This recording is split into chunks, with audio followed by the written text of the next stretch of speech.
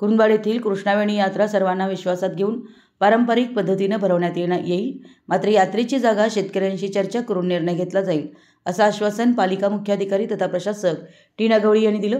कुरुंदवाड येथील कृष्णावेणी यात्रेबाबत निर्णय घेण्यासाठी पालिका सभागृहात आयोजित पालिका प्रशासन व शहरातील प्रतिष्ठित नागरिकांच्या बैठकीत टीना गवळी बोलत होत्या। पालिका बांधकाम अभियंता प्रदीप बोरगे, पोलीस उपनिरीक्षक सागर पवार, कार्यालयीन अधीक्षक श्रद्धा मगदूम, स्नेहल सोनाळकर, सविता खोत, शिवमाला भोसले, ऋतुजा चौगुले यांची प्रमुख उपस्थिती होती। बैठकीत प्रारंभी यात्रेच्या गतवर्षातील जमा व खर्चाचा ताळेबंद वाचन प्रदीप बोरगे यांनी केलं। यानंतर राजू आवळे, दयानंद मालवेकर, दीपक पोमाजे, अक्षय आलासे, सुनील कुरुंदवाडे, उदय डांगे, आयुब पट्टेकरी, तानाजी आलासे आदींनी चर्चेत भाग घेऊन यात्रा पारंपरिक जागेत भरवण्यासाठी पालिका प्रशासनाने कायद्याचा वापर करावा। यात्रा कालावधीत कृषी प्रदर्शन, जातीवंत जनावरे प्रदर्शन, सांस्कृतिक कार्यक्रम, महिलांसाठी विशेष कार्यक्रम घेण्यात यावा अशी मागणी केली आहे।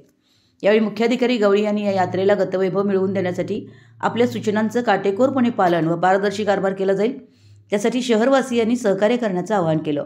बैठकीला पप्पू पाटील, सोमेश गवळी, अभिजित पवार, अर्षद बागवान, संजय डोंगरे, बापू सुहासंगे, बीडी सावगावे, रणजित डांगे, राजू फल्ले, शंकर पाटील, धोंडीबा माळी, विजयकुमार माने, आरोग्य निरीक्षक अमोल कांबळे, अभिजित कांबळे, रिजवान मतवाल आदी उपस्थित होते।